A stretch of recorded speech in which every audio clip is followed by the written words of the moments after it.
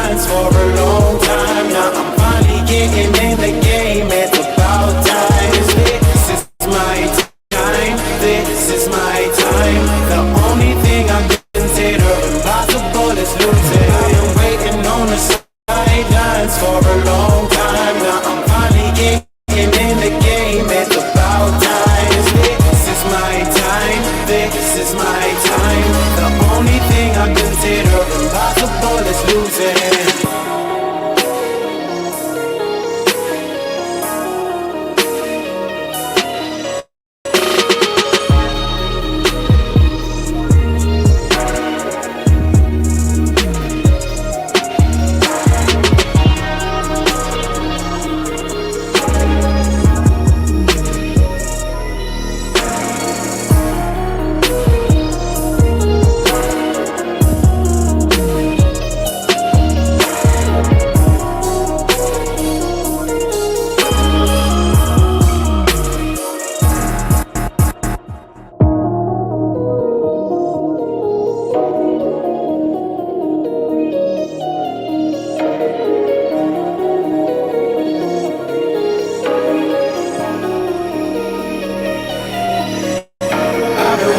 On the sidelines for a long time. Now I'm finally getting in the game. It's about time. This is my time. This is my time. The only thing I consider impossible is losing. I've been waiting on the sidelines for a long time. Now I'm finally getting in the game. It's about time. This is my time. This is my time.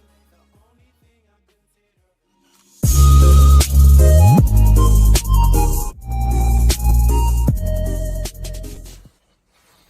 Can you turn your light off?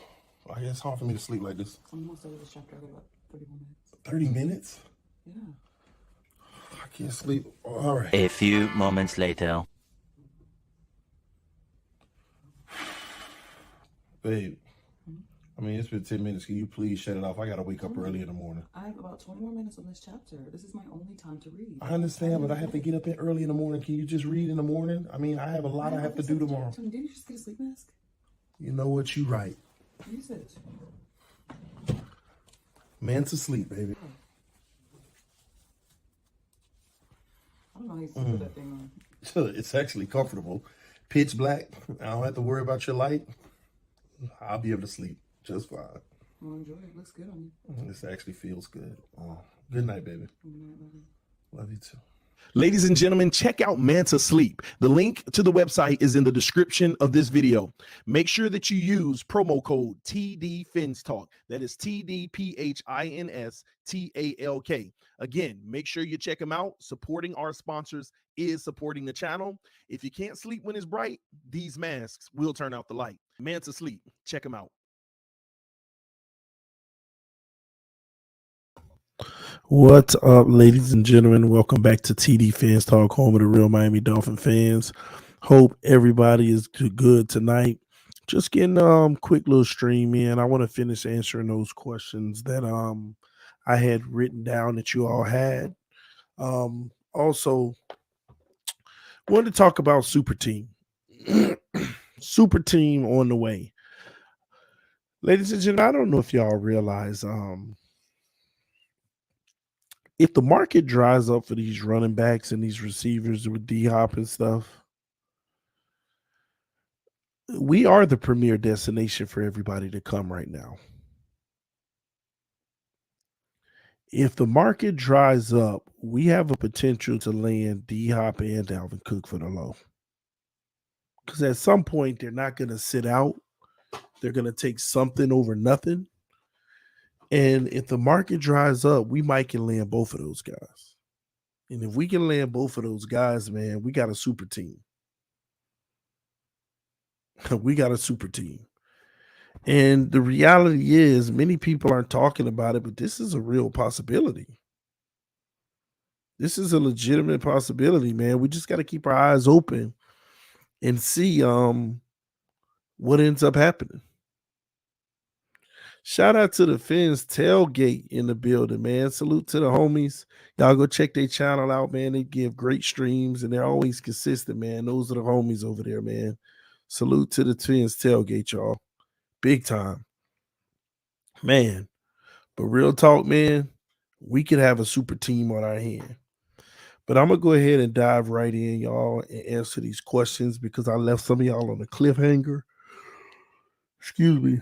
And I didn't mean to leave y'all on the cliffhanger. Y'all had these questions, and I had to leave a stream early about two days ago. So I want to go ahead and make sure that I'm good and I can take care of this. All right. Let me see something. Give me a second.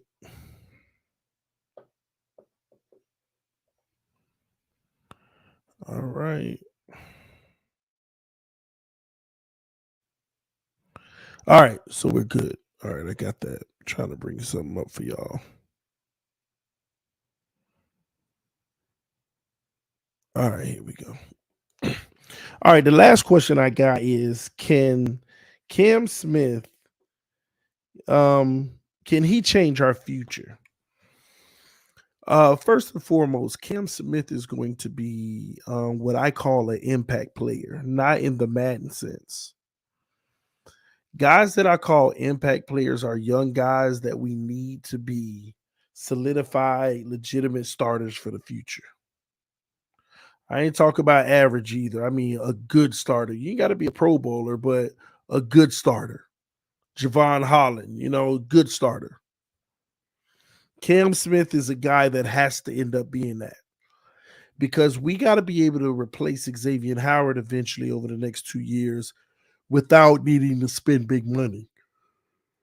Excuse me. Without needing to spend big money. Because, ladies and gentlemen, y'all don't want to go back to the days where we couldn't find corners. Do y'all remember that? Y'all tell me, do y'all remember the days where we were so bad at the cornerback position year after year after year? Y'all remember where we thought it was a 911 situation and it was emergency? And our response was drafting Vontae Davis and Sean Smith. Y'all remember those days? Both of them, I actually liked them, but they end up not really working out. Then you get people like Kenny Stills. Not Kenny Stills, that's receiver. I mean Brent Grimes. Y'all remember those days? We just couldn't lock in corners. And ever since then,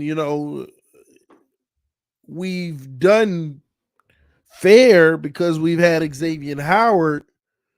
And when we brought in Byron Jones, that was the best that it ever got. And now we're talking X and Ramsey, and we just hope X ain't falling off. But we don't want to go back to those days where the offense is at least decent, but the defense, we just keep getting beat in the secondary or all these pass interference calls. Man, y'all remember these days. Man, we done been through so many days. Like, I just remember it all too well. I just remember it all too well. We done been through so much, and real Dolphin fans know, not these new age fans that don't know better. We went through the cornerback drought. Then we went through the linebacker drought because we always had one good one, and that was it. We always had one good one, and that was it. And so many different names done rotated through the building, and it's always been that one good one, and that was it.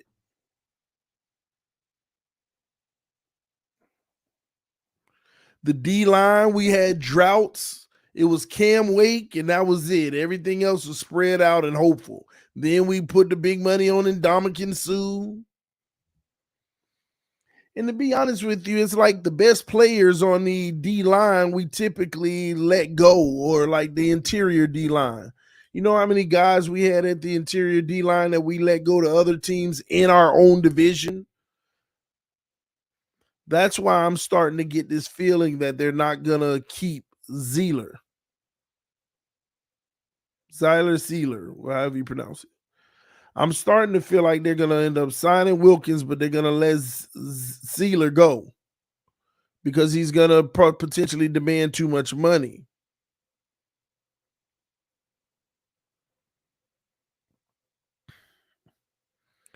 I just remember, man. I remember we couldn't find a single wide receiver. It was always the one guy. We brought in Kenny Stills. It was one point where we had Brandon Marshall. Then Jarvis Landry was the guy. I mean, oh, just time. We just keep like running backs. We couldn't figure it out. Like after Ricky Williams, it was, we always had some decent guy. It was, man, Lamar Miller, Aaron Foster, Ronnie Brown, and the Wildcat, Jay Ajayi, Reggie Bush. Man, we done been through it all. Drake and Balaj. We done been through it all. Gaskins was the man at one point with Ahmed and what's the white boy name, man? What's his name? Can't forget because I liked him. What's his name? Say white boy because y'all will remember him that way. With Ahmed and Gaskins. What's his name? I already forgot his name. What's his name? But yeah, Patrick Laird. Yeah. We done been through it all, man.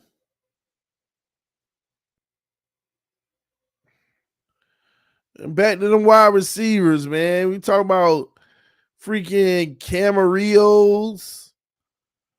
I haven't seen it all, man. Albert Wilson,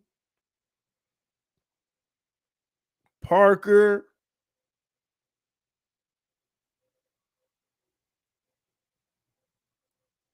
Welker.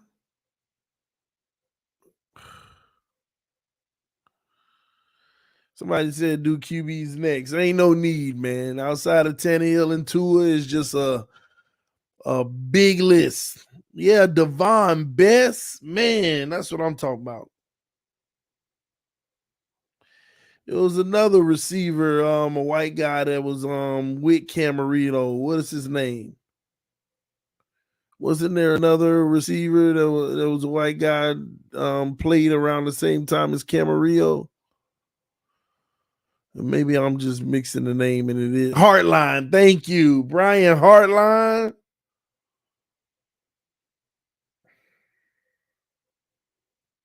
Jeez. Chris Hogan, yeah, but I don't put him on that list. Y'all know the people who actually played that tried to do something for us. Then we even had a linebacker on the road. We go to California. He lead a team. What was his name? Linebacker that we went on the road to California to play a game and he left. What's that fool name? So it's on the tip of my tongue. It's on the freaking tip of my tongue. Gosh. Y'all help me out. Not Kiko Alonso. Kiko didn't leave. What was it? Joey Porter, man. Was it Porter? Y'all keep saying Timmons, but I think it was Porter. Was it Timmons that left the team? I thought it was Porter. We went on a West Coast trip and he left. Chris Chambers, but they go way back. But yeah, you're right. It was Porter, man.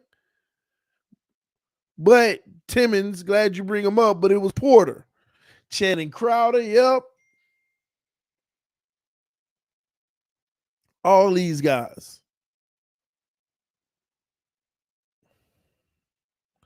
We done been through so much. But the reason why I'm going on this name dropping spree, right? And even tight ends before Gesicki. What's your boy name that went to Buffalo? What's his name at tight end? Marlos Dansby? No, it was Carlos Dansby. Yeah, Donnell Ellerby as well. Man, we done been through it all. What's the tight end name? I think you were Charles Clay. Yep, Charles Clay.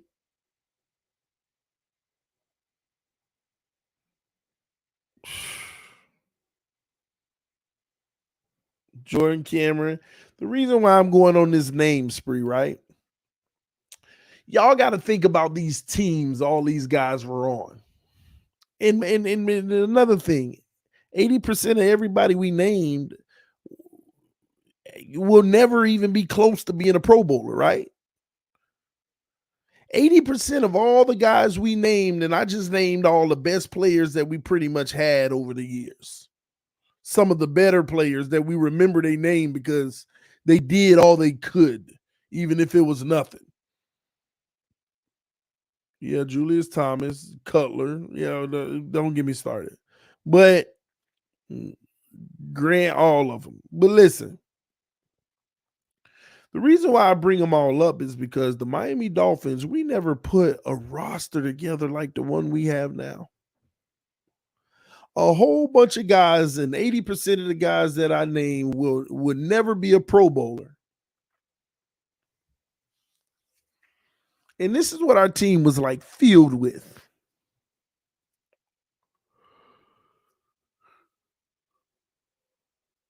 And look at our roster today.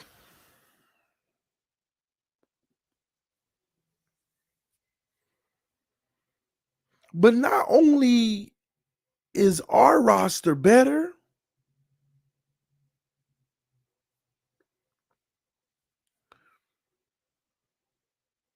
but the NFL rosters are better.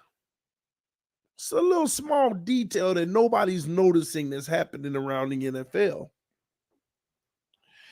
The NFL is so loaded with talent these days.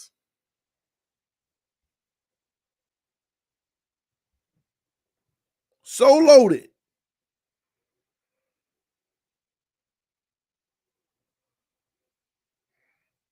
And I don't think people realize how much talent the NFL has now. I mean, we had teams where we had 5 players on it that we really loved, and only 2 of them may have been Pro Bowlers, and we competed every year. May not have won nothing, but we competed 8, 9, 10 wins. And you look at this roster now, man, you could say like 12 guys and like 4 to 5 should be Pro Bowlers.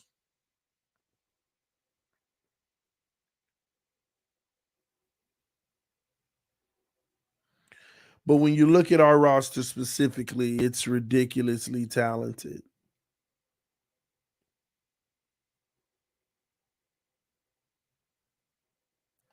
But despite it having all this talent, it's just so unfortunate that it still has many question marks. That's the unfortunate part about the roster. It's still riddled with tons of question marks.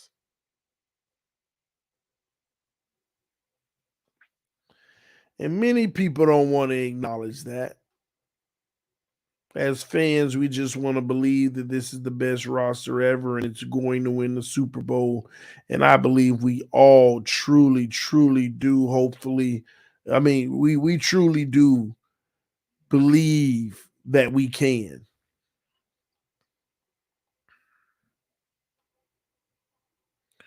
So I want to go through the list of all the great things that I look forward to before I finish my questions.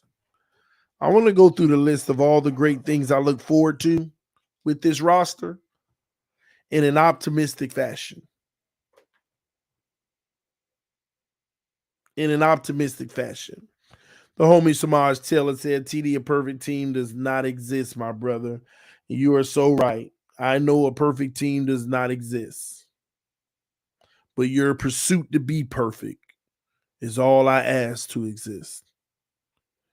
That removes complacency and that removes satisfaction, which will always give us a better chance of winning a Super Bowl. There ain't no perfect team, but there are teams that are better than other teams.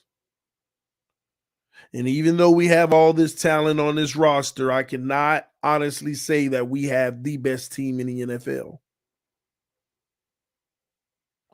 There are some teams that have less talent than us, but they are a better overall team because of where their talent is compared to ours, where their weaknesses are compared to ours. But regardless of that, let's go ahead and name all the things that I'm excited about and optimistic about and happy about with this team. I'm going to see if I can get to like 30 or 40 things, man. We're going to start at the top with Mike McDaniel.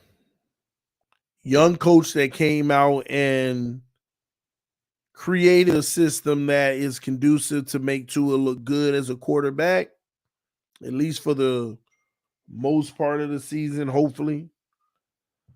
Hold on, one more. Just telling my wife how long I'll be up tonight. And I look for him to take that sophomore step that puts him in the conversation to have a career that starts out like Eric Spoelstra's. Just rocking it, man. Leading his team to the playoffs and having them playing well and getting our first playoff win in a very long time. I'm excited to see how well he learned from his mistakes and his play calling and decision making from last year. Very excited about it. Vic Fangio. I'm excited about the potential of having a top defense. Now, will we have a top defense? We don't know, but I'm excited about the potential of it because that's what's supposed to come with his name. And if we have a top defense, that alone allows us to compete with anybody, which means any given Sunday you can beat anybody. We need the best production out of this defense from Fangio.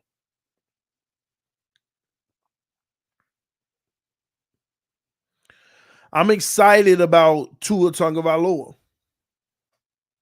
Although I have many questions, I am excited about the simple fact that he had his best year last year, which means improvement. And can he pick up from there and show another level of improvement? And maybe that's not generally improvement. It's just more consistency of the better play. I'm excited about seeing that happen for him this year. Whether it happens or not, my optimism in this very moment, I am excited about the potential of that happening. Because if he can do that at that very moment, when the season is over, if he can reduce his bad play in half this year, even though he's playing more games, if he stays healthy, of course, he can prove to be a franchise quarterback. And that I am here for. Like I've told you all for the longest, since day one, I want to be wrong about my general assessment about his long-term career. I want to be wrong. I'm excited about this year being a potential where he does that, prove me wrong in that regards. Okay. I'm excited about Skylar Thompson. I'm excited about the fact that if things don't go well, that it'll be his second year and we might see a jump from him as a backup quarterback. Because we brought in Mike White for more money, and as of right now, they say Skylar Thompson is definitely outplaying Mike White, which is a bad thing for Chris Greer, but we're not talking about the bad things right now. We're talking about the great things. So Skylar Thompson taking that next step is going to be all important because we need a guy who can step up and help us win games. Because what many people need to understand is the reason why Skylar Thompson is criticized so harshly and badly by everyone is because people made him out to be a threat to Tua, including myself, even if it was just trolling. And people rag on Skylar Thompson just to prove how bad he is or how bad they want him to be, just so that they can show the need for Tua. But, ladies and gentlemen, I don't think that's going to be the case. I think Tua will be the solidified starter. And Skylar Thompson will take another level of development and become a very solid backup that if we lose Tua for any reason, we can win games at a higher clip than we did last year. Because what many people need to understand is we're talking about a 7th round pick. What did you expect? But at the same token, he did enough and didn't lose the game late in the season that helped us get into the playoffs. Not only that, he had his team in the game at the end of the Buffalo Bills game in the playoffs.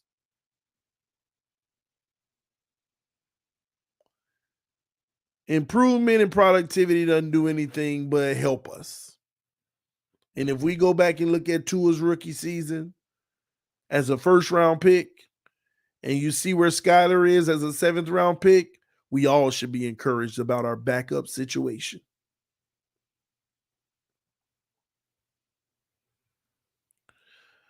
I'm also excited about Mike White. I'm excited about the simple fact that if Tua goes down and Skylar doesn't prove to be what we believe he could be potentially, that we have a guy who isn't consistent, but he can come in and have moments where he plays at a high level. It's not a consistent thing, but he has the moments. But that's what you want as a 3rd guy. And ladies and gentlemen, let's get something straight. All 3 guys are going to be on the roster because of the new NFL rule of having the 3rd quarterback not count as a roster spot by having them dress. So all 3 of them are going to make the team unless the 4th stringer that we have right now just lights it up and threatens those guys. But Miami's already screwed up and gave Mike White too much money. Well, let me double check that because I don't know about Mike White's guarantees. So I'm just going to check real quick and take a look at his guarantees. All right, so Mike White, I was wrong. He's actually on a 2-year, $8 million deal where he's guaranteed $4.5 million. So he's guaranteed this year.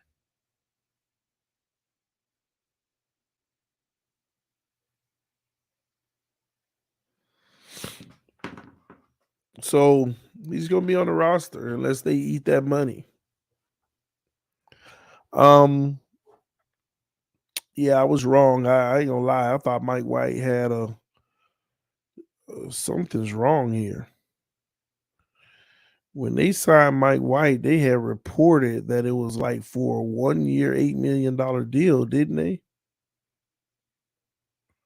And now I'm seeing that it's a 2-year, $8 million deal where an average salary base. Yeah, something is interesting about this contract. When they first signed him in free agency, it was a 1-year, $8 million deal. And now I'm showing 2-year, $8 million deal. So it looks like it was all reported wrong. And I like that deal. I like this deal better. This year he's only a $3 million cap hit. Next year he's $5 million, but we don't plan on having him, and that's a 1.7 dead cap. So we'll see. But I'm excited about Mike White. Also, the running backs by committee, I'm excited about them as well because Mike McDaniel plans to use them more, and all of them averaged almost 5 yards a carry. So more carries for them is more production for this offense and more clock management.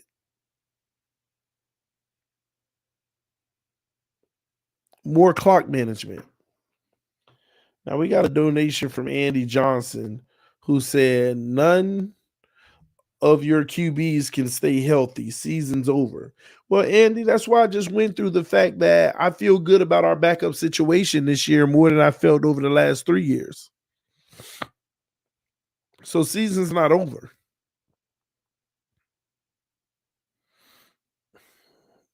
So we're good. But I love the running back by committee situation. If Mike McDaniel serves true to run the ball more, we'll do a very good job. Jeff Wilson, Mostert, and them guys. I love what we got going on in that situation. As long as those guys stay healthy, we're good, man. With the tight end position, I'm not in love with it, but I'm optimistic at the fact that all we need them to do is do their job blocking the ball and catch those 5 to 7 yard passes that Tua throws as a safety outlet. It's that simple. This offense isn't trying to have a tight end that's catching the ball all across the field anyway, as we proved last year, because we had somebody who was more than capable of doing so.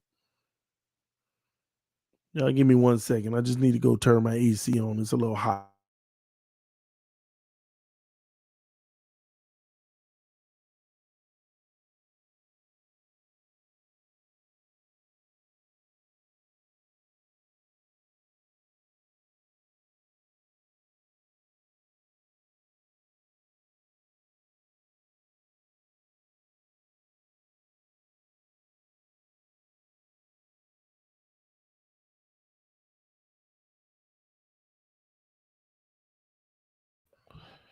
All right, my bad. Thanks for your patience. But yeah, I love that. Just need guys that can block well, and those guys already proved they could, do what we need them to do for the most part. Wide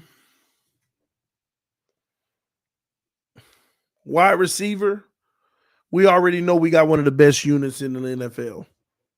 We all love that. We all love that. Now we're just trying to figure out who the number 3 guy is going to be. But I love the fact that we got so many options. Chosen, Cole Beasley, Ezukama. We got a lot of options. Maybe Cedric Wilson even comes out the dark.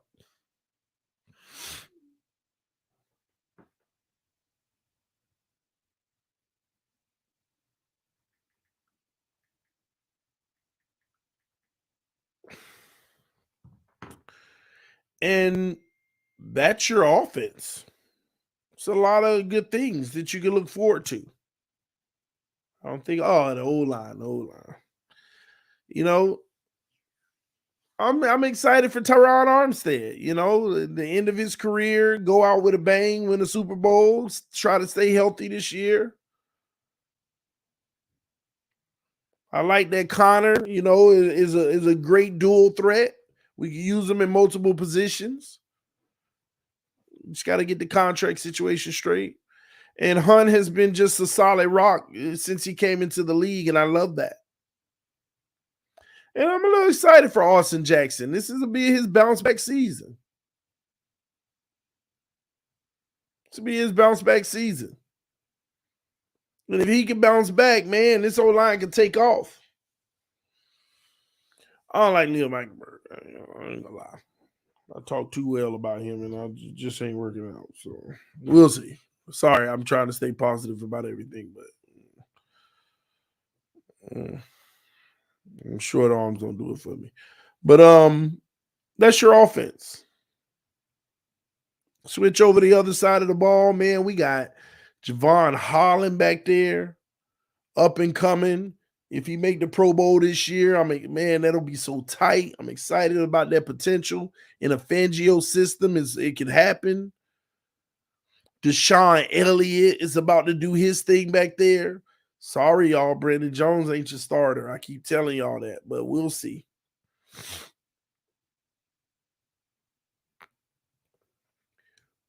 Deshaun Elliott and Javon Holland is gonna be those dudes, man. And right under them, you got Ramsey and X. I ain't gotta say nothing about that. Yeah, why I keep saying Cole Beasley instead of Braxton Berrios? Y'all forgive me. It's late, so don't kill me for it. But you got Ramsey and X under Holland and Deshaun Elliott. Man, we about to eat. Then you got Nick Needham coming back healthy, Trill back, Kohu and Cam Smith, second round pick. Pick your poison. Like we should, like what y'all got to understand now is even if guys get hurt, we should still have no excuse.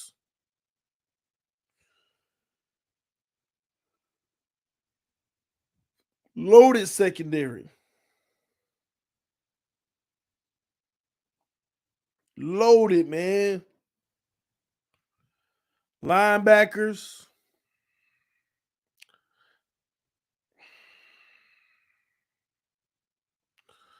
Let me try to find something positive. I ain't got nothing positive to say about Jerome Baker. I got to see him in the system first.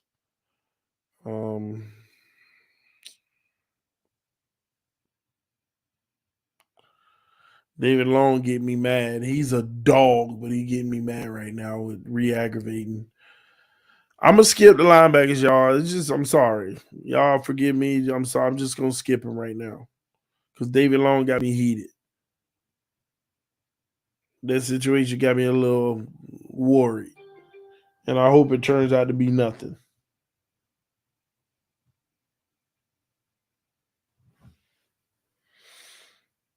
So I guess we do have breaking news in the NBA.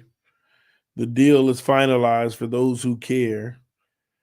Kristaps Porzingis is a Boston Celtic now.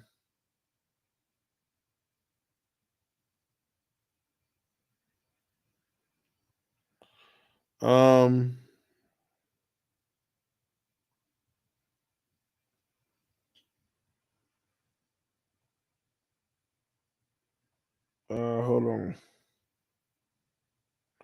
It's not finalized. It fell apart. Yeah, but I literally had just got a notification this second that it happened. Or was that another notification that it fell apart again?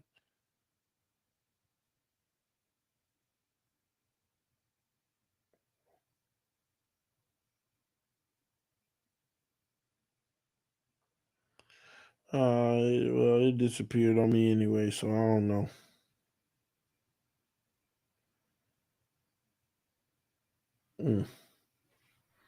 News just broke. Yeah, that's what I'm trying to figure out. Like, it just broke, but then it disappeared on my phone.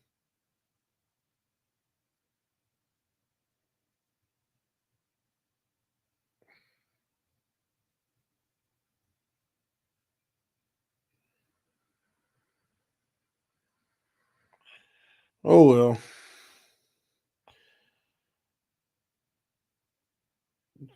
I don't know what happened to it. I clicked on it and it disappeared. So, and then I'm not seeing it on ESPN. So, we'll see. Let some time go by. But yeah, with that defense, I ain't got nothing to say about the linebackers. But the defensive line, Christian Wilkins, Zeeler, Chubb, Phillips, with Ogbar as a backup, wherever. Just loaded, man. It's absolutely loaded. This team got a lot, man. More than you could dream of. Excuse me. More than you could dream of, man. We got to go get it now. Now I know I could do the same thing in reverse of the negative things, but I'm gonna save it for another time. Of the things you got to worry about. Somebody asked me who's the cornerback slot. Fangio's gonna have his pick. He got a lot of options. Nick Needham, Trill, Kohu. He might even put the rookie Cam. It depends. That's going to be a position that's going to be battled for in camp because X and Ramsey ain't going to be in no battle. So they're going to be battling for that slot position.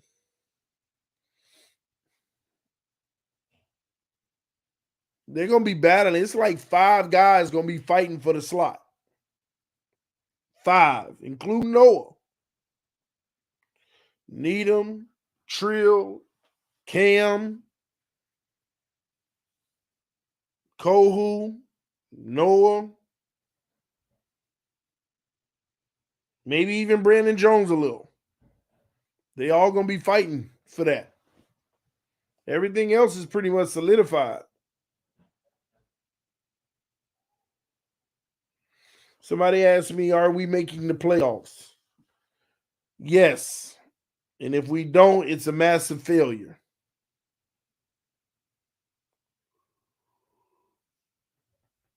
Yes, we will make the playoffs. It's not going to be easy, though. Somebody asked me about Waddle and Holland's contract. They'll be done next year. They'll be done next year. The problem is, what Dolphin fans need to realize is as these new contracts, big contracts come in from the guys we drafted, like Waddle and Holland and guys like that, that secures the fact that somebody with a big contract has to go. So when you give Waddle his contract extension, it's for 2025. Waddle's going into his, third season or what? Or fourth? I forgot. Let me see. I'm tripping. I don't feel like looking it up. Third or fourth? My memory ain't serving me right now. Tua going into 4, so Waddle going into 3rd. Okay? He going into his 3rd season. After this year, they'll pick up his 5th-year option. And then they'll give him a contract extension in the offseason. So what that means is his new deal won't pick up until 2026. And that's the year Tyreek will no longer be here. So Waddle will now get the big money. And now we'll be looking for the number 2 receiver making the money Waddle was making. Making the $7 or $8 million a year or whatever. And this is what we have to realize as fans. In 2026, if Tua stays, he's going to have to carry this team. Because we won't be able to afford a Tyreek Waddle connection or a Ramsey Howard connection. You'll need to go get another rookie receiver, but what assets will you have? You're not going to have a top 10 draft pick like you've been having. And on top of that, there's too many needs on this team. You're going to need a left tackle to replace Armstead by then. So you're not going to go get another top receiver to replace that. And again, the receiver won't even be top because it'll be late 1st round.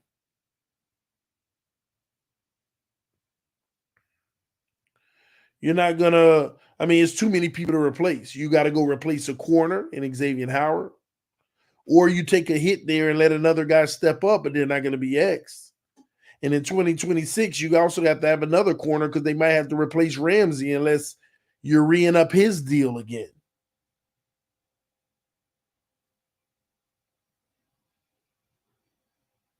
So understand what we've done recently is the only reason we were allowed to do what we've done recently and have a roster like this is because we had so many first and second and third round picks in the last 3 years.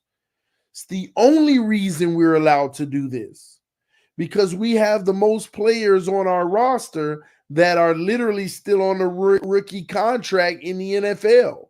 If anybody has the most starters on a rookie contract, it's probably the Miami Dolphins. But as soon as all those contracts come due, we will have the least amount of players starting with the rookie contract, which means this roster will not have half the talent it has now. Please understand that. Please understand that. Now, someone said late first round is most certainly top prospect for wide receiver. Come on, TD. What are your odds of finding another Waddle or Tyreek Hill late in the first round? Not saying you can't. Yeah, you can find a 6th round wide receiver that's the best.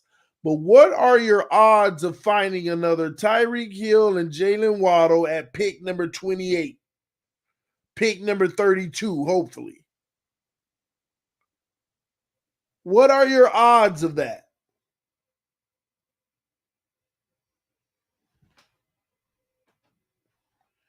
All I'm saying to you is this. Somebody said pretty good. Stop it. You get a Tyreek Hill once every 4 years in the entire NFL. Stop it. There's only 3 or 4 guys in the NFL right now that you could even compare.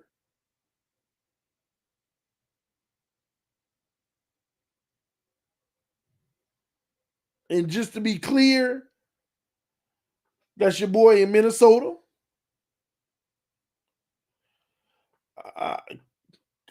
Well, Cooper Kupp in his prime, when he's at his best. And who else would we put on the level of a Tyreek Hill? Justin Jefferson and who? Y'all help me out. I mean, legitimately on that level. Hand speed, everything. I know Tyreek was a 5th round pick, but once again, we're talking odds here. We're not talking possibility. We're talking probability.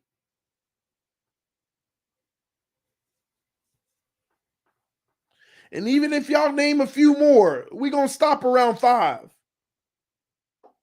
We're going to stop around 5. A.J. Brown ain't no Tyreek Hill. He may be getting that kind of money, but he ain't Tyreek Hill. He don't have Tyreek Hill speed.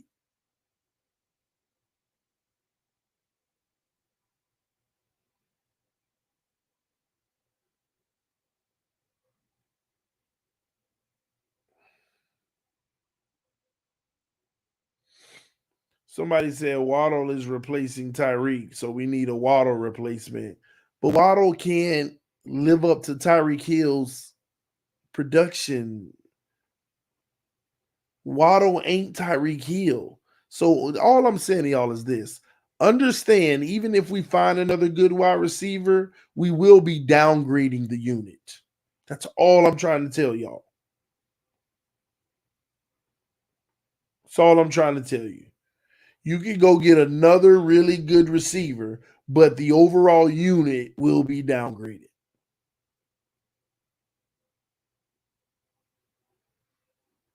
Because Tyreek Hill is top 3 in the NFL. Anything that ain't top 3, the unit is downgraded. That's all I'm trying to say to y'all. That it won't be as good. Still can be productive. I'm not knocking that, but it ain't going to have that effect. Same thing with the cornerbacks. When X and Ramsey are gone, the likelihood you could still find 2 good corners, but the likelihood of those corners being as good as X and Ramsey, highly unlikely. That's all I'm saying. You will go down in that unit a little. even if you find some good guys.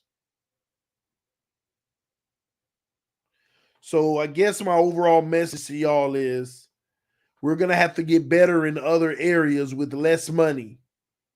And there's only one area that can make up for the decline, and that's the quarterback position.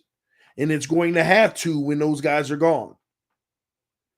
As much as people don't want to admit it, there's a lot of covering for the quarterback position right now.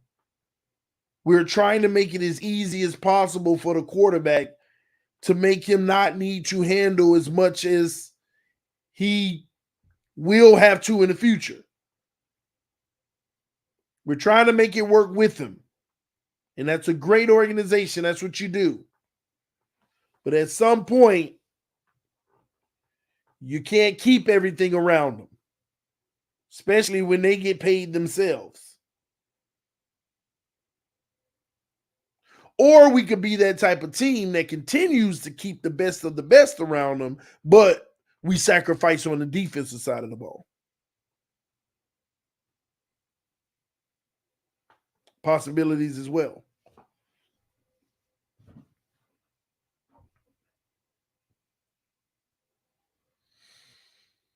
TD acting like Waddle don't have the speed. Not Tyreek speed. Not real time. Not changing direction. Oh, he got speed. But he ain't got change of direction speed like Tyreek. Okay, what you say? He don't.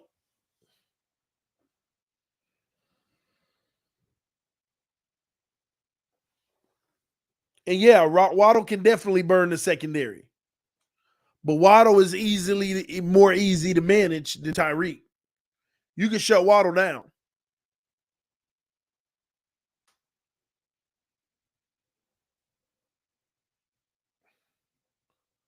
Typically, just put your hands on him. Just put your hands on him. Like I told y'all before, ask the Chargers.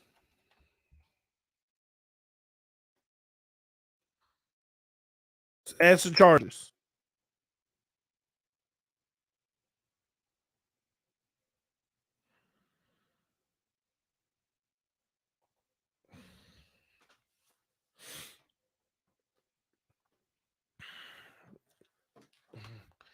Man, sign Tua to a top contract so your subscribers can see how elite Tua is when he don't have top tier talent after the contract.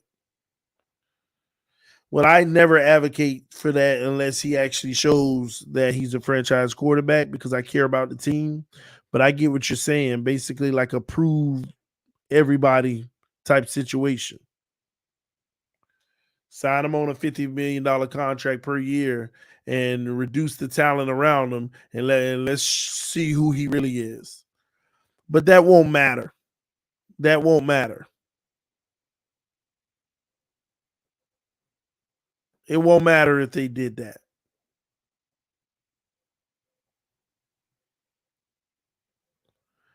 Because all they'll do is say, well, we need to be better at getting him this or getting him that. That's all they'll always say.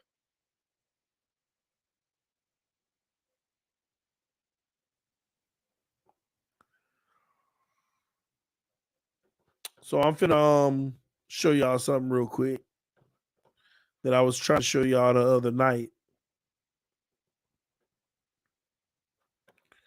Let me show y'all something. I wish every team had this, man. I wish every team had this. It actually upsets me.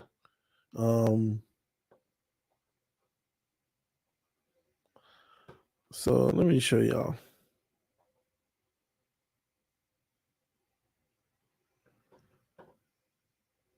Let me put myself at the bottom here. No, I want to go to the bottom. There it is.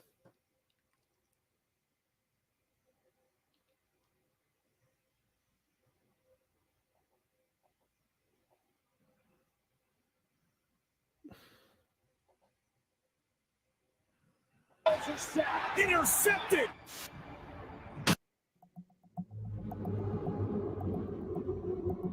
Chargers currently.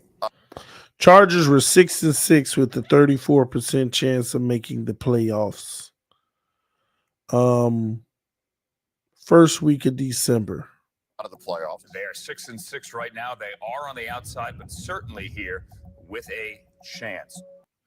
Then week 14, the Miami Dolphins.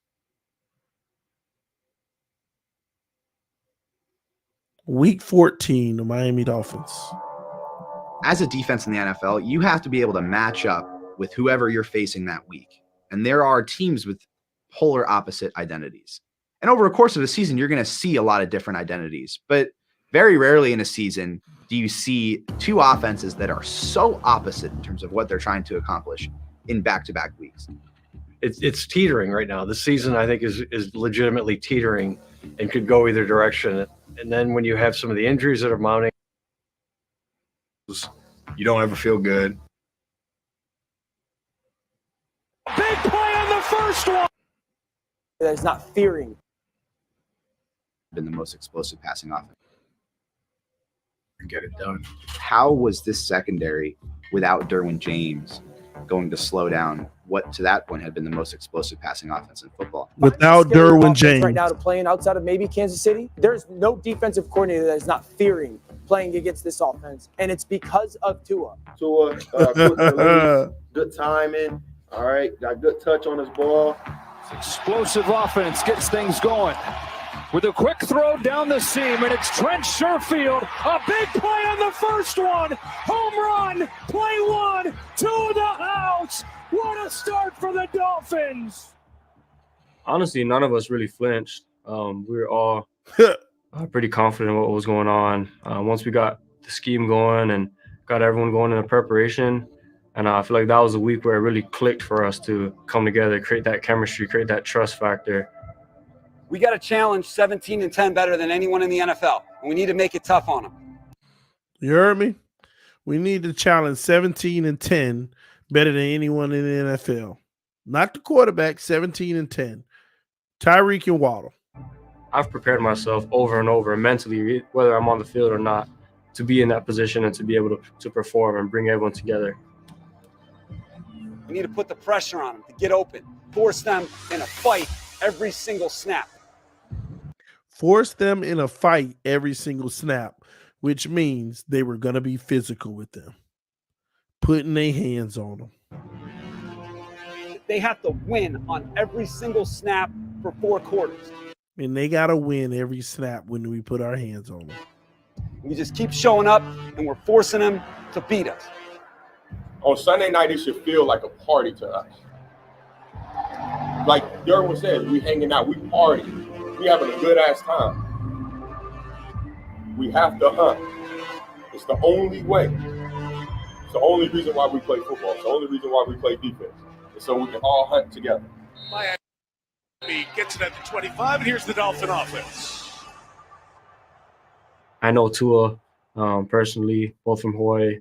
I know his family well. So I was excited to go against that matchup. And a few years ago, before we got drafted, because Tua was the same draft class as me, talking to Tua's dad about how one day we'll be able to play each other in the NFL. So that was a cool moment for me to be able to line up against him and play. And I didn't expect him to come out first play of the game and try to get to it. I thought they would try to run the ball. Tua under center, Tyreek Hill all alone. Well, they came right at me. It came right at our defense. First play of the game should have been a touchdown. And y'all tell me why it wasn't. You know, I knew in that situation Tyreek was going to motion. They knew Tyreek was going to motion because everybody know our offense now. Goes in motion right to left.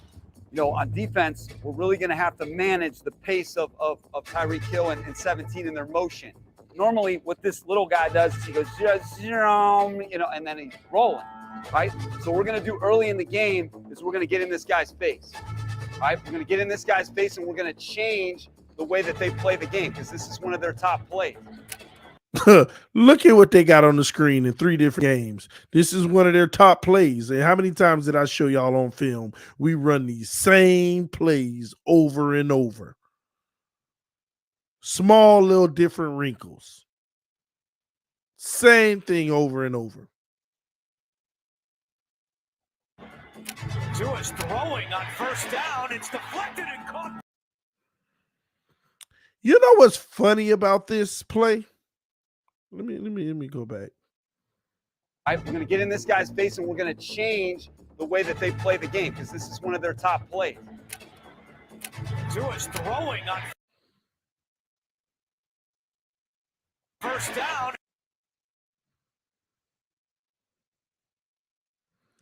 I want y'all to look at all of these. The first one in week 1, you can't see it, so we're not gonna worry about that yet.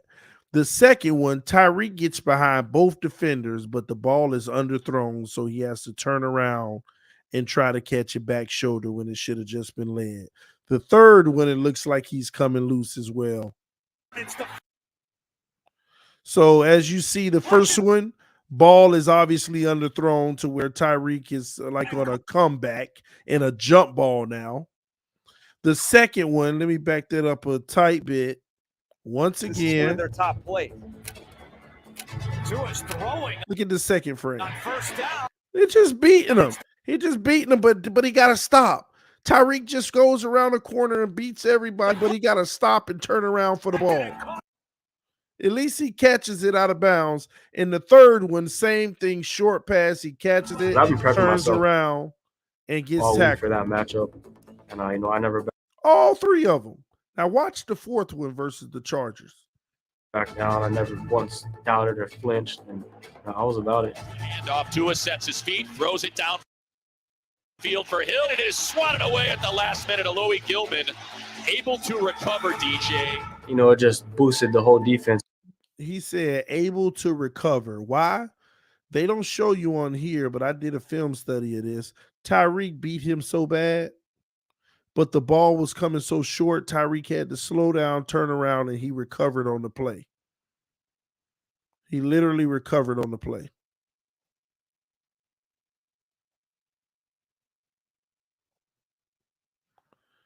Try to give y'all the view.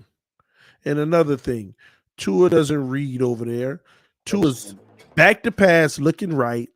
He's going to look left and throw left at the same time. He's not processing it. Watch how he turned left and just throws it. Not even looking to see if he open. He just throws it. Watch how fast he do it. I was about it. And off to Can't tell me that's reading. Nobody can tell me this is first reading. down. It's deflected and caught by But I've been prepping myself all week for that matchup. Here it is right here. I never backed down. I never once doubted or flinched, and I was about Turn it. throw. And off, Tua sets his feet, throws it down Tyreek got to step on this man. field And for he got to turn his whole body around and try to Hill. catch It it. is swatted away at And the just batted away. Now I could bring the all 22 up and I can show you how wide open Tyreek was before that ball got there. last minute. Alohi Gilman able to recover, DJ. It just boosted the whole defense, bring us that energy, that swag, that fire Oh, this will show you. to start the game, to help everyone know and Look at it. let. Got to step on him. Put that ball out in front of him, Tua. But Tyreek has to turn around. Look at this. Imagine if that ball was led and Tyreek ain't have to turn around and catch it.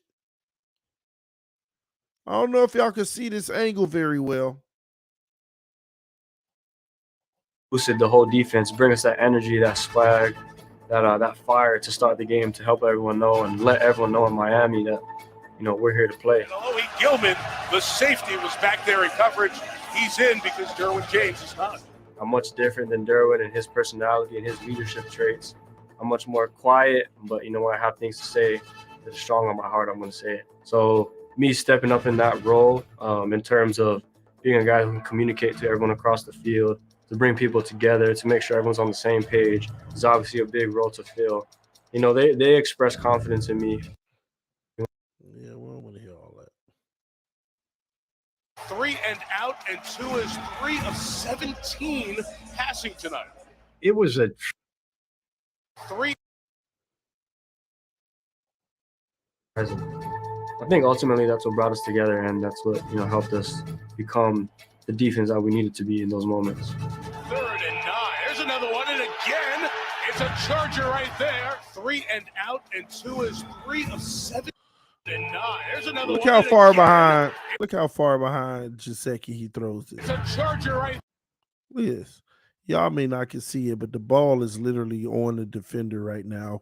defender got his hands on it. Gesicki is reaching backwards to try to catch it. And this is the stuff I can't stand. This is the stuff I can't stand, because if this was that raggedy zone, Gesicki would catch it, get tackled right away, and y'all would be like, dang, it was a completion. And I'm like, yeah, but it wasn't accurate. Look how he had to reach back for it. If this is man coverage and the defender is on his back hip, it could be picked or batted away. No, you just hating. No, this play showed you. There, 3 and out, and Tua is 3 of 17 passing tonight. It was a tremendous game plan, and the execution was absolutely as top notch as you can execute a game plan on defense. Okay, we got to take it to them. We got to be the aggressors against this team. You can't make this no damn track meet. We got to get our hands on them. We got to jam them. I got to go physically put. You see that jam right there with Tyreek? See that jam they did? Look at this. We got to be the aggressors against this team. You can't make this. Say you can't make this a track meet. Teams ain't gonna make it a track meet. Slow their speed down by just hitting them at the line of scrimmage. Then they can't get a full burst down the field. There's no damn track meet. We got to get our hands on them. Look at this hit. Bam. See number 49? Y'all seen that hit from 49? We got to get our hands on them. We got to jam them. Bam, right there. You see 49 hitting Tyreek? Right at the 5-yard mark where it's legal. He sat there waiting on Tyreek to come by and hit him as hard as he can, disrupt the timing. And guess what? What have I been preaching to y'all? If you disrupt the timing of the receiver, Tua's going to put it in that spot anyway, because he's not reading the disruption. He doesn't care. He's going to put it in that spot. And what does Tua do here? Try to put it in that spot in quadruple coverage, y'all. I got to go physically. See, Tyreek knocked off the mark. He's delayed. Put my hands on his And what ass. does Tua do? Throw in quadruple coverage, and it should have been picked off, and it just got tipped instead. The proof is in the film of what I be telling y'all. We got to get our hands on them. We got to jam them. I got to go. Why should this ball be thrown right here? Because you're going to anticipate Tyreek Hill is going to clear 49 and get behind him, even though he got bumped. This is textbook. This is what we have as a quarterback. Physically put my hands. All right here, 49. Forget 49. Number 9 came in and batted the ball. He was spying on Tua to pick him off, but he dropped it. He dropped the pick. Number 9 dropped the pick. Well, Tua throws it anyway. All this stuff I be telling y'all ain't to hate. This is my real analysis. Started with physicality at the line of scrimmage, and I think you really have to talk about Michael Davis in that game. Look at Waddle. Played matched up with Waddle, matched up with Tyreek Hill. Michael Davis there, and a lot of bodies right around these Dolphin receivers, not letting them get up. Throwing it anyway. He don't even look. Our quarterback don't even look. He just throws it. Davis there, and a lot of bodies right quick around slant. Don't have to worry about it. Throw it. Not letting them get up to top speed. It don't matter where the defender is. He gonna throw it. This is McDaniel has taught him. But guess what? When we play them raggedy zones, that's a completion, and it rips up the field for a big game.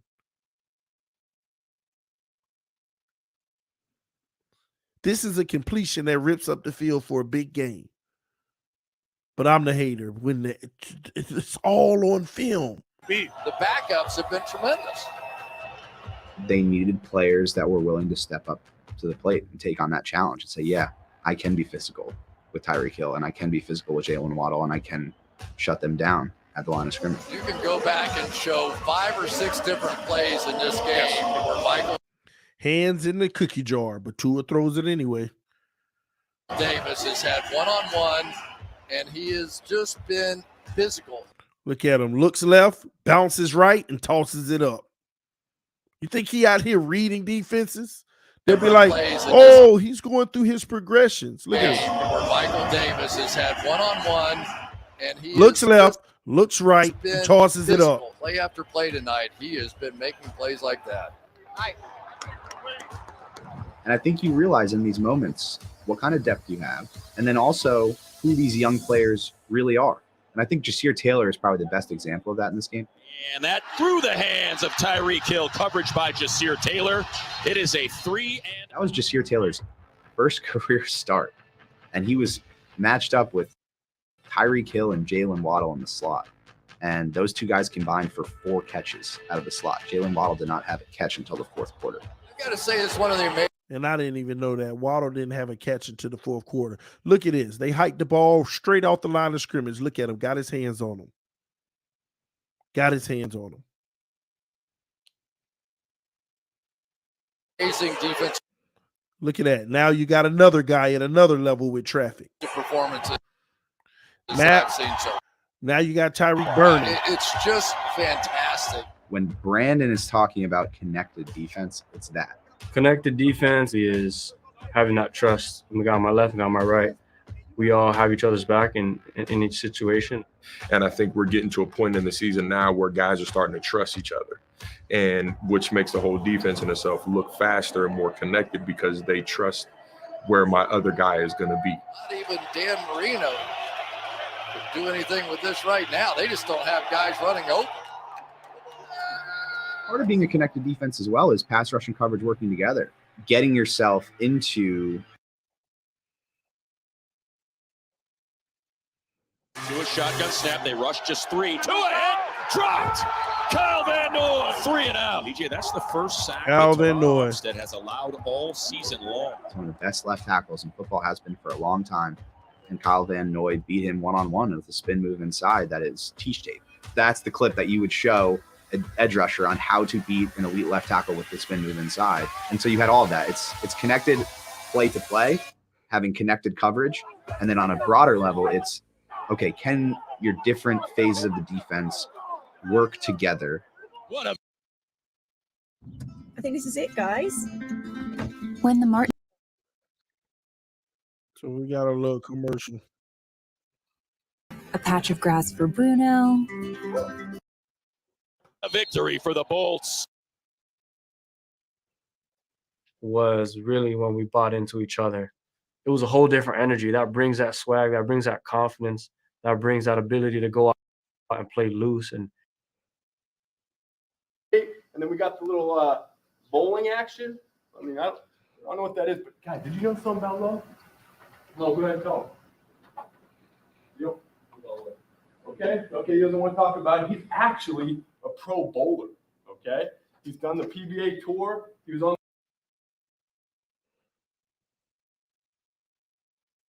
defense from training camp.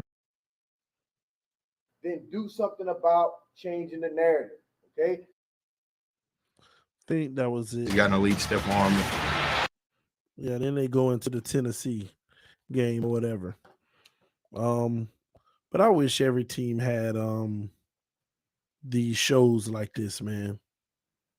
I wish every team did. But yeah, are you gonna get a copyright strike for this? Maybe. I don't know. If they ain't hit me yet, then that's good. But I hope not. But anyway, man, listen. This is what I be talking about. People think I'll just be making stuff up just to hate on our quarterback or whatever it may be. I just showed you a prime example of every single thing that I be talking about. And other coaches are talking about it. And other game plans are centered around it. That ball is going to come anyway. You saw it. They bumped Tyreek Hill. And he threw it in quadruple coverage because that's where Tyreek was supposed to end up. And 2 defenders got their hands on it and they couldn't get the pick. It's going to come anyway. So that's what I mean when I say a spot thrower. They're like, every quarterback's a spot thrower. No, once again, the difference is this. Tua's the type of spot thrower that regardless of what's happening with the receiver, he going to put it in that spot. The other spot throwers are true anticipators.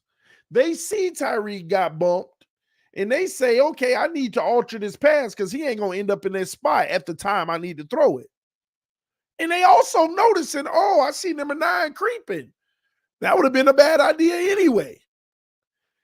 Because tell me this. You got 4 guys on that play going out on a route, not 5, but 4 guys. If Tyreek getting quadruple coverage and you got 4 pass rushers, you got 3 guys one-on-one at a best, and it's a zone, so somebody's open. Tyreek had 4 guys bracketing him. Somebody's open. But we stare that down. We don't care that he got disrupted 5 yards in and ain't going to make it there in time. That ball on his way regardless. TD, you point out the bad better than anyone, even when you're trying to be positive. Well, in this situation, I know I point out the bad better than anyone because people deny that it even exists. So it makes me show it even better. Because if you're going to sit there the whole time and I'm trying to educate people or show them what's really happening with our quarterback, and they're like, that's not true, that's not what's happening, then I have to do a good job showing you exactly what I'm talking. And actually, you gave me a compliment. That means I'm doing a good job being able to show you exactly what I mean when I say the bad. Because these people out here acting like it don't exist at all.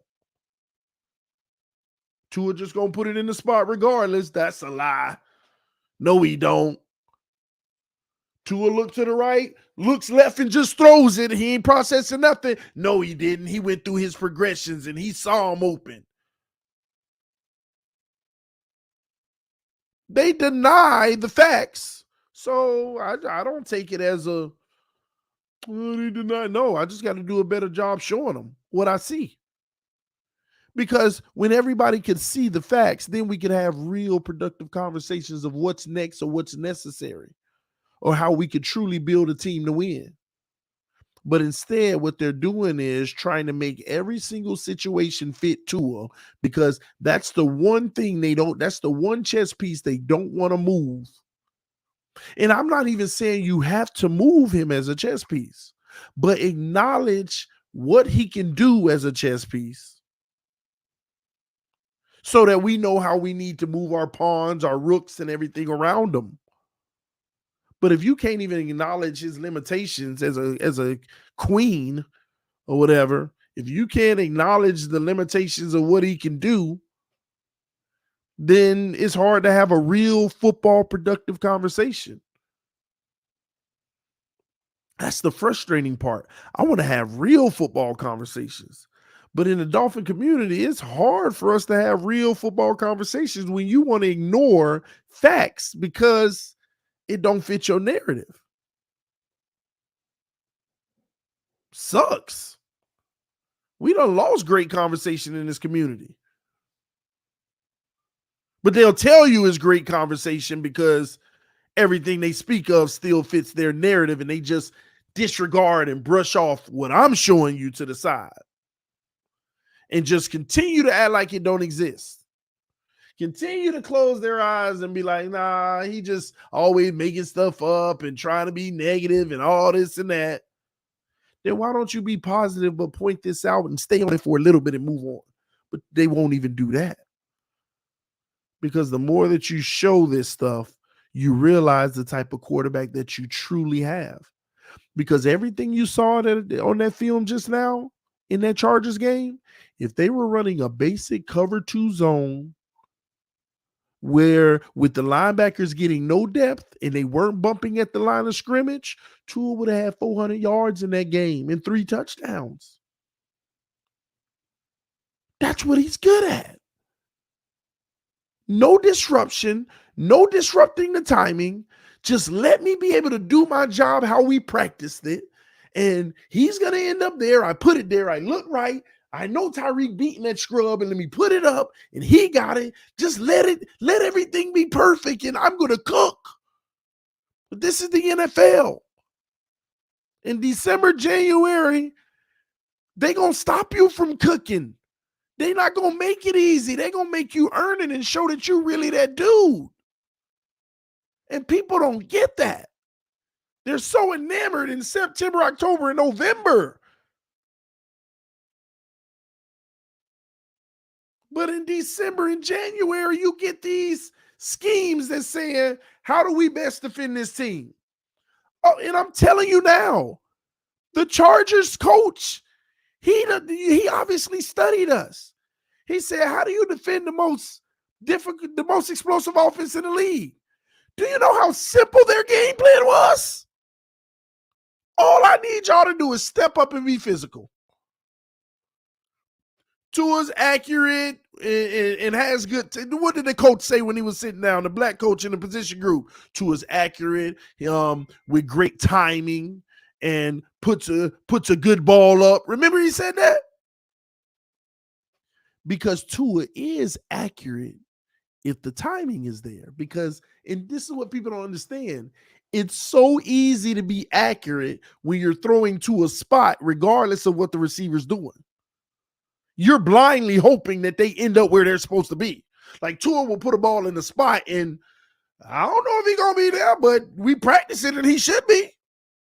That's not hard. What's hard is following the receivers and making sure that you're accurate, because 1 out of every 5 passes, there was a little bump and run and he ain't going to be there. There was a delay. Why do you think we always had those dropped interceptions for him? About 2 to 3 a game. Nobody talks about them, and thank God they're dropped. But we have about 2 or 3 a game where the dropped interception. Look at that play we just showed you. 4 guys around them, and 2 of them touched the ball, and it should have easily been a pick, and they dropped it. They dropped it. It was easy for that coach. We just don't make this a track meet. Let's put our hands on Waddle and Tyreek, disrupt the timing, and if we can do that, we can win. In the comments say that Tua is now 3 for 17. He ended up 3 for 19 or 4 for 19, by the way, at halftime. 3 for 17. You saw the Gesicki pass behind him. You know why? Because he was also on the run. You see how he was sliding to the left. Whole timing was disrupted. If Tua got to stay in the pocket and deliver that ball, he might have delivered a strike. But he had to move out of the pocket. It was clean. He just had to shift over and everything was clean, then make the throw, but that disrupted the timing. That's why the accuracy wasn't there.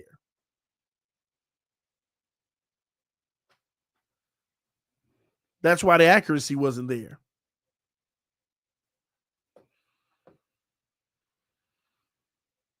T. Rich says spot throwing is a skill, a superpower. You know what? To be honest with you, it is, though. Because when Tua, that's why I be telling y'all. Y'all be like, man, Tua threw it too far ahead of him. No, Tua actually put it in that spot. He was accurate. Tua put it exactly where he wanted to put it. But Tyree got bumped at the line of scrimmage. So Tua is very accurate, y'all, in that sense. You give him a spot, bang. Bang, bang. So every time he overthrew it, underthrew it, or whatever it may be, go look at the receivers' routes. Make sure they weren't disrupted. But that's the difference. Quarterbacks like that get you in trouble. They look very productive because the timing is on, but as soon as the defense learns to disrupt the timing, they look awful. Y'all got to think about it. The man was 3 for 17. How you got games versus the Lions and all of that where you barely even have an incompletion, and all of a sudden, all they had to do is disrupt the timing, and you're 3 for 17? It's one thing if you were 8 for 17, 9 for 17, which is bad. But 3 for 17, that's all the proof you need. That's all the proof you need to determine that he needs wide open windows and guys to get to the spot, and that's all he's doing is delivering to a spot. Because when you disrupt the timing, every play was disrupted. Every play was broken up.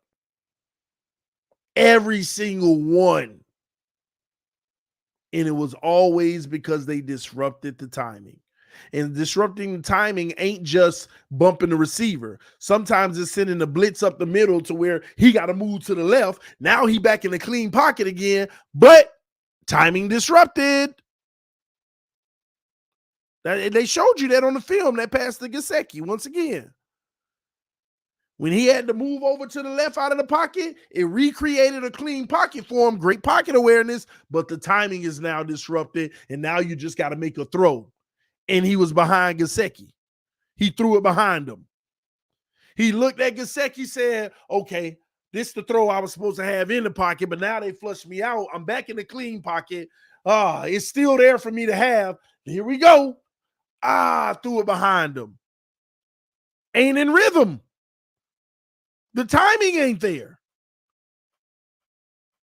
As long as we can create a situation where the timing maintains, he'll be fine. But this is why Tua is the type of quarterback that you got to win this game to get in the playoffs. They're going to scheme him. We ain't making it. You got to win this game in the first round. They're going to scheme him. We ain't making it. You got to win this game against this team in the playoffs, and they know to do this. Tua's the type of guy that can continue to help you win, to get wins, but when it matters most, again. He cooking this year. Again. That's what it is, because that's what you're going to get late in the season, but you definitely going to get it in the playoffs. And don't let these teams start converting these turnovers that they keep dropping, man. They keep dropping them. They just keep dropping them.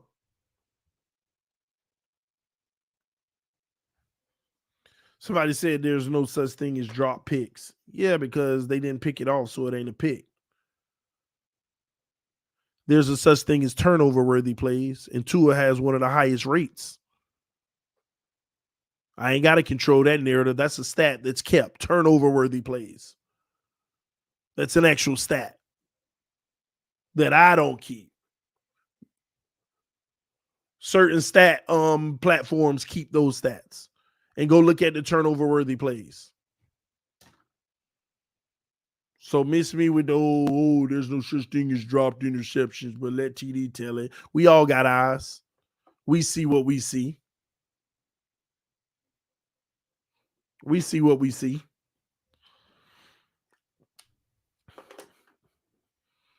Y'all sure you sure will say something if the game on the line and our defender drops a wide open pick.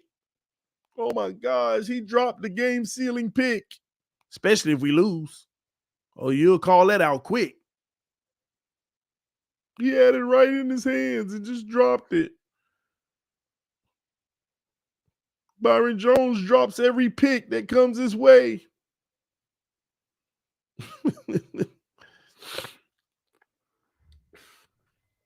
TD, how many times did Peyton Manning lose to Brady before getting over the hump? I actually don't know. I don't know, Caesar. Educate me, bro. TD, I know you're going to be happy when we win the Super Bowl with Tua. Yeah, man. If we can figure out a way to mask this type of stuff, if we can figure out a way to, win games where teams scheme like this, and because games like this, you want to have a good run game because they done got your quarterback locked up because they know he ain't worthy of playing through these type of games. And then this is another thing that gets me with people in this situation. They clearly see a different game plan. Clearly. You watch this Chargers game, you see the hands being put on. You watch the 49ers game, they don't do it as much, but you see at some certain times they putting their hands on the receivers and backing out in those windows. You literally see it. Even though Tua didn't play the Jets game, you saw it in the Jets game, what Sauce and them was doing to Tyreek and them in the secondary, which made it even rougher. We see it. Screw Tua. We talk about the system. McDaniel. We see those games where they put their hands on us and disrupt the timing. We are absolute trash. We ain't had a single game where they didn't put their hands, where they put their hands on us that we killed them. We just absolutely killed them. Go look at the Baltimore game in the first half. They had plays where they were putting their hands on us, making us look bad. 2 picks and all. Go look at that fourth quarter. 10-yard cushion, zones all over the place without any bump and run. They were stupid. They were straight stupid in the fourth quarter. They had a game plan that was obliterating us the whole time. And all of a sudden in the fourth quarter, they went in the 10-yard cushion and just giving cushion all over the field and then playing the sticks, not even playing deep. They playing first down markers. 3rd and 11, they got 5 corners standing right at the first down mark. Tyreek running right past them, and they still in their zone at the first down mark. Just stupidity. But that's the point. Nobody out here studying any trends. They just out here writing their narratives. Go look at the teams that put their hands on us and disrupt the timing. We absolutely look horrific. And go look at the teams that don't. We are murdering them. Understand this offense ain't invincible. It just depends on what type of defense is being played versus it. So when you watch the Lions play cover 2 and single high with nobody in the middle of the field and we just tearing them apart with nobody putting hands on nobody. When you watch the Bears do the same, when you watch the Browns do the same, and we get all crazy, oh, we ripped them apart. They did nothing. They let our receivers run free. The timing was there. It was a thing of beauty. So why am I going to get excited about that? I'm only going to get excited when we break through the moments that I know that we're going to struggle with because I know our team's weaknesses. This is why I told you in week 6, wait till we get to the San Francisco game. I told y'all that in week 6. Y'all, week 7, y'all getting all hyped up. Just wait till the San Francisco game. Week 8, wait till the San Francisco game. We finna go on a winning streak. We might win 5 straight, but wait till the San Francisco game. If we can win that game, then I'll know we the truth. If we can, matter of fact, even if we lose that game, if we can at least be productive and look like a good team that's competing, then we okay. But wait till we get there. Because I know how they play defense and I know our weaknesses. Chargers, they don't usually play defense like that, but then you also saw in that film, they start specific game planning. That was something that they just started to do. When they were 6-6, they said, we can do this. We need to start coming up with specific game planning on defense now. And that's what they started doing for the rest of the season, and they were rattling off wins against good teams.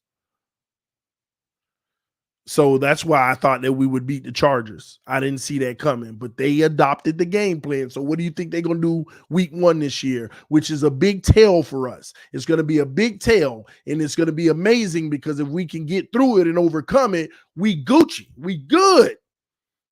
We learning how to break through that. But until we break through those type of defenses, we're in trouble. It's the same type of defenses that Tennessee like to play. They run a zone, but as soon as you run by 5 yards, they start putting their hands on you. The Jets, y'all already know they do that. Buffalo doesn't. Well, Buffalo, that's the thing about Buffalo. They do against certain teams. That's what I don't understand. I be watching Buffalo get physical, nasty with certain teams, and I be like, yeah, when we play that Buffalo defense, then they play us. It's all the cushion in the world. That's fear. When they don't realize if they just came up and challenged our guys, Buffalo will probably still be beating us 30-17 every week, every time we play them. But for some reason, they make it a shootout and they defense just plays like bend but don't break. Not realizing that you're making it perfect for us.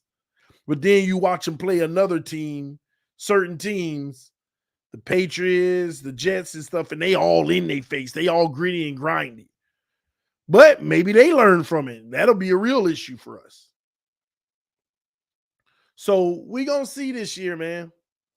We're going to see this year. I just know I continue to show y'all what I try to express in so many ways, and people criticize me for it. But this is just my analysis, and it's standing true. I'm giving real evidence. And we want our guy to overcome this and be better and get through this. But we got to first acknowledge that these are issues. This is who he is as a quarterback. And they could blindly make him look really good when it's all working and the defense ain't playing like this. But when the defense is playing like this and you really study the film, you start to see what he truly is. A basic spot thrower that needs everything with timing to be perfect, and he can look amazing. That's what it is. And that's what we got for some games this year. A lot of perfect execution between the quarterback and the receivers. And not even always perfect. Still some moments of bad ball placement. But that's who he is as a quarterback. And until I see him break through some of those teams that disrupt timing and still deliver the ball at a high clip and efficiently and consistently, then he's going to always be that to me. I don't care nothing about when we go up against a team that plays a lax cover 2 zone, leaving the middle of the field open, and we killing them. That doesn't do anything for me. That doesn't prove anything to me.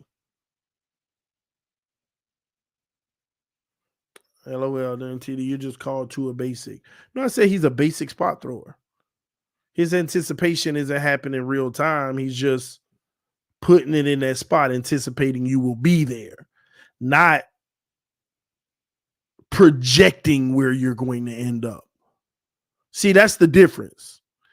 Anticipating you're going to be here because based off of the timing, you should be, versus projecting where you should be by reading the field and seeing what's going on. Oh, you got bumped. They just pushed you 2 yards off a course. Now you're rounding your route to recover. That's the whole second delay.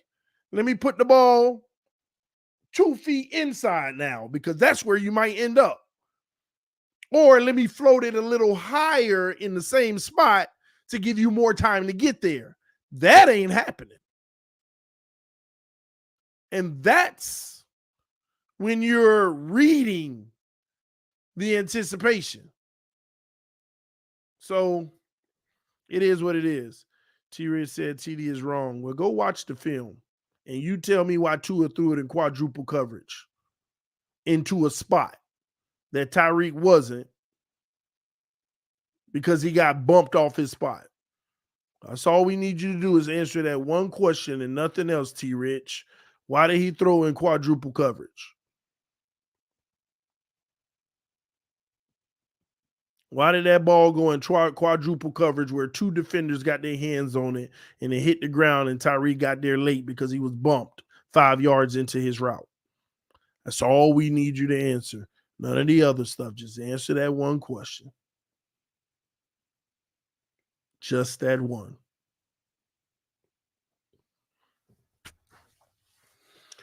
Basic is being polite. I ain't mean that he's basic, but he's a basic spot thrower. So, the one where Reek dropped the pass, no, Reek never even touched the pass on the one that I just showed you on film versus the Chargers. 4 Charger defenders, number 9 and 49 got their hand on it and it dropped on the ground and Reek was like,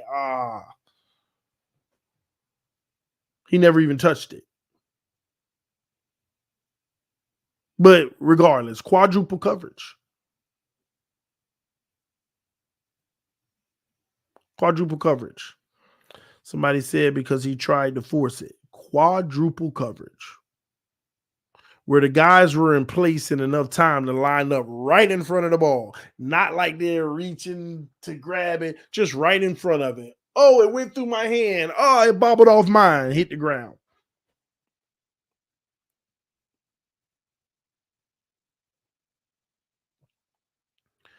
I definitely hope Tyreek Hill don't get suspended.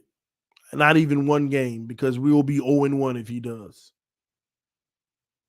That'll make it even worse. To not have to worry about as much of the deep threat like that, it probably would be even worse.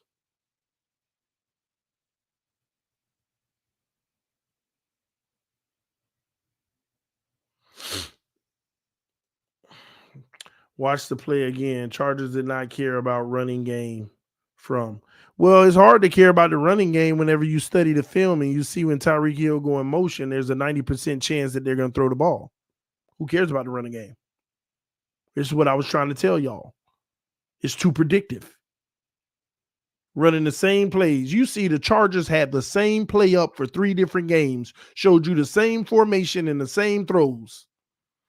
And Tua underthrew all 3 of them, including the one in the game they played against the Chargers. All 4 of them on that play or underthrown.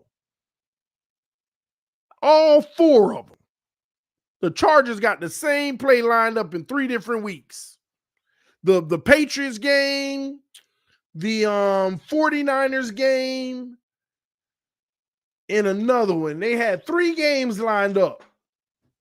Said they love to do this. This is their favorite play. And I told y'all, wheel route, slant, flat.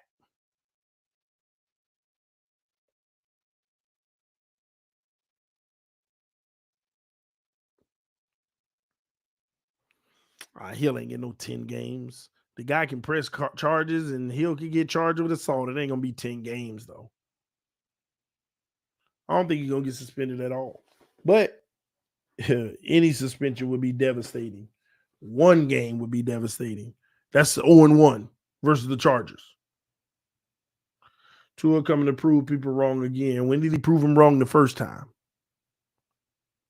That's the interesting thing when people say that. He's coming to prove people wrong again. When did he prove them wrong the first time?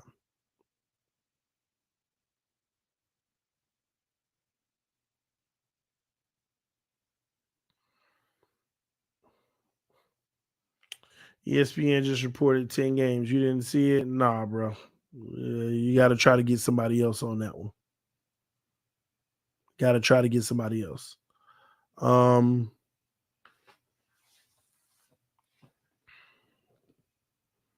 But yeah, man. If Brady got drafted today, he wouldn't make it.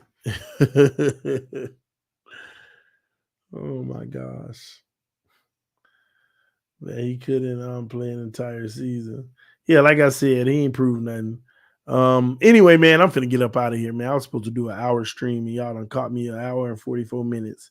But I love hanging out with y'all. We had a few more super chats I want to read. Hold on. Man, sign Tua to a top contract, so your subscribers can already read that. I thought Browns was going to do that. We have the corners to do it, but adding proven defensive coordinator and Schwartz, they have this defense playing more aggressive, less zone. Well, we'll see, but we don't play y'all this year. But yeah, last year y'all dropped the ball. Y'all had the personnel, in my opinion, to do it, and y'all ain't do it. I actually thought y'all was one of the games that were going to do it, and you didn't. Y'all made it so easy for our offense. Y'all left the middle of the field open the entire game. Like, I mean, that game didn't even last long. It felt like it was so easy. Browns ran Vic defense that cover 4 BS. Yep. That's why I'm concerned. I'm telling y'all now. People don't understand what Vic Fangio's defense looks like. It's a whole bunch of bend but don't break. But look at us against the Browns. Just dinking and dunking our way down the field, touchdown. Then we on defense, we turn them over, sack, fumble, touchdown, whatever. Then back to bend but don't break, but we getting to it just hip, dip, eating. Little quick stuff. I just hope that we get the best, brightest version. See, what people don't realize is the real highlight of Fangio's defense is just trying to confuse the quarterback to make a mistake, number 1. And number 2, trying to get your pass rushers to organically make life hell on that football field. That's what it is. It ain't this exotic linebacker coverage, or it's not even exotic cornerback coverage. It's them defensive ends trying to get there, and your secondary holding up, switching up the looks to make you hesitate and not throw, and then the pass rusher coming.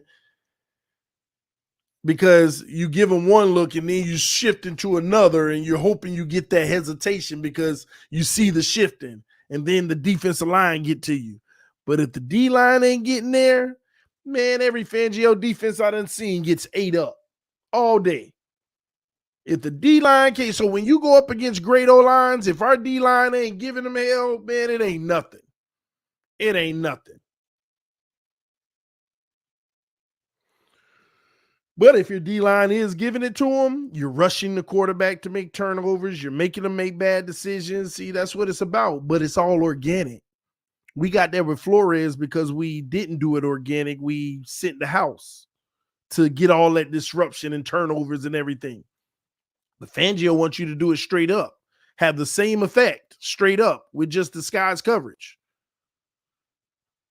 And as long as that O-line hold up and pick everything up, we get toasted all day. But again, I got all the faith in the world. Fangio gonna have them boys playing at an elite level that makes us bad and dangerous. Time will tell.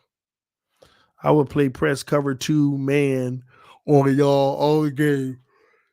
Me, if I'm playing against the Miami Dolphins, I'm doing exactly what the 49ers actually did, not the Chargers. Even though that's good too. I'm doing both. I'm doing like a hybrid of both. I'm literally man-to-manning Waddle, jamming him at the line. He's done. And I'm bracketing Tyreek. I got a man on him, but I also got safety help ready to bail anytime. But the man on him, don't worry about the deep. Look for the cuts. Look for the ends. Look for the outs. Look for the comebacks. Don't worry about deep. If he trick you, that's what the safety there for. That's what they do. That's all you got to do.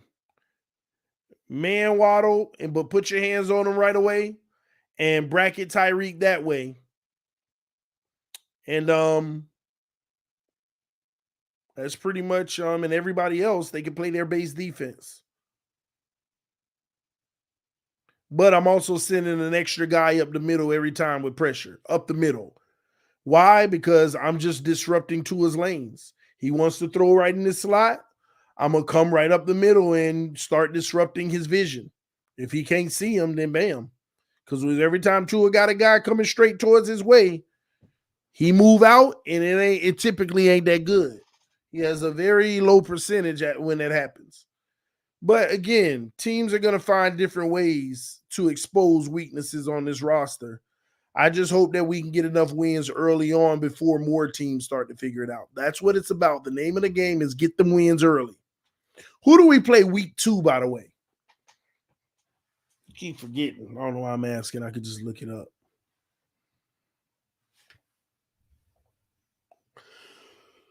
Week 2, we have the Patriots. See, I don't like I'm going to be honest with y'all. I don't like our first 5 games. I don't. That Chargers situation is obviously scary. And it's at 425. Patriots at nighttime on Sunday night. Broncos is the real one because that team, I believe they're going to do a total 360. But they're going to be able to prove how good or bad they are versus us. Then Buffalo on the road. And then Giants at home. That Giants, I got to go watch more of their defense because I don't know. People say it's good, but I don't know. And I don't know how they play. I don't know how they typically play D.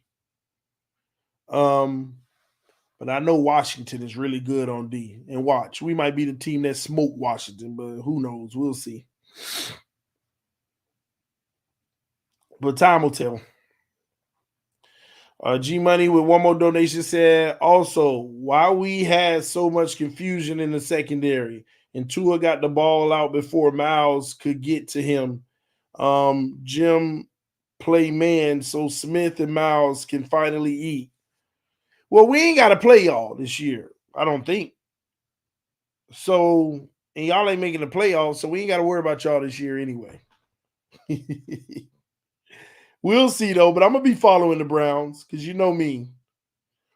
If Tua don't ball out and Watson start balling out, I'm not going to be very happy at all. At all. Anyway, man, let me get up out of here, man. It's getting late. Go ahead and get in the shower and get me some rest. Love y'all. Appreciate y'all. You mean 180, TD. 360 means the same. They the same. Oh, my bad. I'll see y'all tomorrow. Thank y'all for hanging out with me and tuning in. TD Fans Talk checking out again. Peace. I am out, y'all.